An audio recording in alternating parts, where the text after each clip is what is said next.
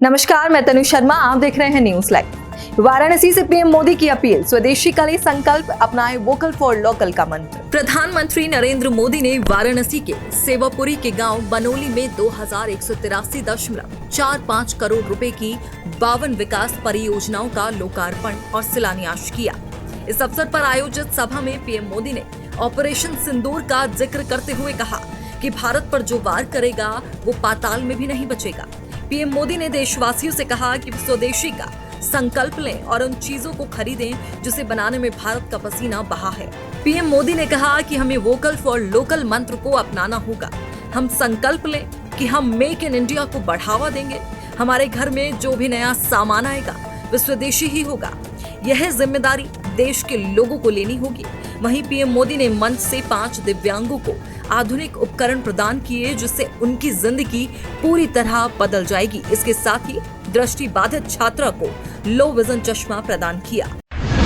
PM Modi ने जारी की किसान सम्मान निधि की 20वीं किस्त, 9.70 करोड़ किसानों को मिला लाभ। प्रधानमंत्री नरेंद्र मोदी ने वाराणसी में पीएम किसान सम्मान निधि के तहत 20वीं किस्त जारी की। इसके साथ ही डीबीटी के माध्यम से ये पैसा 9.70 करोड़ किसानों के बैंक खातों में ट्रांसफर हो गया है।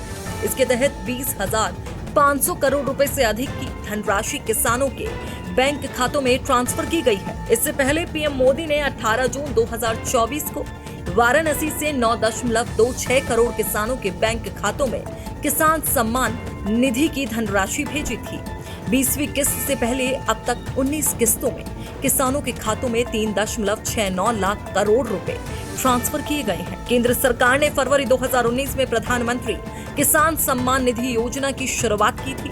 इसके तहत गरीब किसानों को आर्थिक मदद के रूप में हर साल 6,000 रुपए दिए जाते हैं, जो 3 किस्तों में सीधे किसानों के खातों में पहुंचते हैं। उत्तर प्रदेश के स्कूलों में कक्षा 9 से 12 तक व्यावसायिक शिक्षा अनिवार्य है। 23 क्षेत्र किए गए थे। उत्तर प्रदेश के माध्यमिक विद्यालयों में व्यावसायिक शिक्षा अनिवार्य की जा रही है। इसके तहत कक्षा 9 से 12 तक के छात्रों को 23 व्यावसायिक क्षेत्रों में से किसी एक क्षेत्र से संबंधित जॉब रोल सीखना होगा। शासन ने इन ट्रेड्स के तहत करीब 76 प्रकार के जॉब रोल तय किए हैं और इन पाठ्यक्रमों के संचालन और संसाधन की पूरी जिम्मेदारी स्कूल प्रबंधन पर डाली गई है। शासन स्तर से इसके लिए किसी तरह का अनुदान या सहायता नहीं दी जाएगी। वहीं विद्यालय संचालकों का कहना है कि हर स्कूल के लिए इन ट्रेड्स को शुरू कर पाना संभव नहीं होगा। इसके लिए अलग अलग लैब और प्रशिक्षित शिक्षकों की आवश्यकता होगी। अगर ऐसे शिक्षकों को नियुक्त करने के लिए स्कूल अलग से शुल्क वसूलते हैं तो अभिभावकों को आपत्ति हो सकती है। उत्तर प्रदेश माध्यमिक शिक्षा परिषद के अध्यक्ष सोहन लाल ने कहा कि यदि सरकार वास्तव में व्यावसायिक शिक्षा को सफल बनाना चाहती है तो प्रशिक्षकों के लिए मानदेय और संसाधन उपलब्ध कराने की व्यवस्था करनी चाहिए। जम्मू कश्मीर के कुलगांव में सुरक्षा बलों को बड़ी सफलता, मुठभेड़ में एक आतंकी ढेर, सर्च ऑपरेशन जारी। जम्मू कश्मीर के कुलगांव में आतंकी और सुरक्षा बलों के बीच हुई मुठभेड़ में एक आतंकी मारा गया है, जबकि अन्य आतंकियों की तलाश में सर्च ऑपरेशन जारी है। सेना की चिनार कॉर्प्स ने सोशल मीडिया प्लेटफॉर्म एक्स पर पोस्ट में कहा कि सुरक्षा बलों ने अब तक एक आतंकी को मार गिराया है और ऑपरेशन जारी है। मारे गए आतंकी की पहचान पुलवामा के हारिस नजीर डार के रूप में हुई है। वह उन 14 लोकल आतंकियों की लिस्ट में शामिल था जिनके नाम सरकार ने पहलगाम हमले के बाद 26 अप्रैल को जारी किए थे। हारिस सी कैटेगरी का आतंकी था। उसके पास से AK-47 राइफल, मैगजीन और ग्रेनेड व गोला बारूद बरामद किया गया है।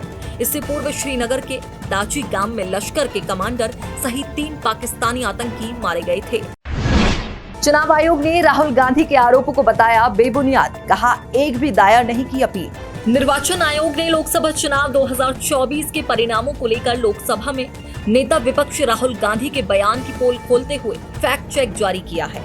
निर्वाचन आयोग ने फैक्ट चेक के आधार पर राहुल गांधी के सभी आरोपों को खोखला बताया और कहा कि ये बयान 1 साल पहले संपन्न हुए लोकसभा चुनाव पर बेबुनियाद आरोप है। निर्वाचन आयोग ने कहा कि वोटर लिस्ट के अंतिम प्रकाशन के बाद इसके खिलाफ एक भी अपील दायर नहीं की गई थी।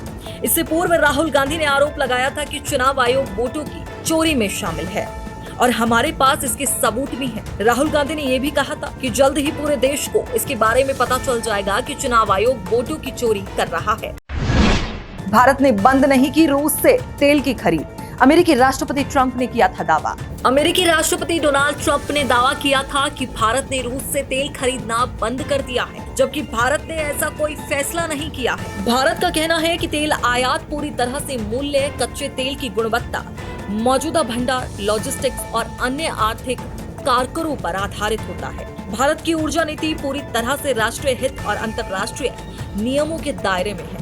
भारत ने G7 और यूरोपीय संघ द्वारा लागू $60 प्रति बैरल के पाइप कैप का पालन करते हुए ही रूसी तेल की खरीद की है, जबकि ईरान और वेनेजुएला जैसे देशों से तेल नहीं खरीदा है, जिन पर अमेरिका ने सीधे प्रतिबंध लगाए हैं। वहीं टैरिफ वॉर के बीच अमेरिकी राष्ट्रपति ट्रंप ने डीजल, विमान ईंधन और अन्य पेट्रोलियम उत्पादों को लेकर भारत को रियायत दी है। इसके साथ ही ट्रंप के दक्षिण एशिया के विशेष सलाहकार रिकी गिल भारत आ रहे हैं। लोकसभा में विदेश राज्य मंत्री का जवाब, अमेरिका ने 7 महीने में निकाले 1700 भारतीय। अमेरिका ने इस साल के शुरुआती 7 महीने में अब तक 1703 भारतीय नागरिकों को डिपोर्ट किया है।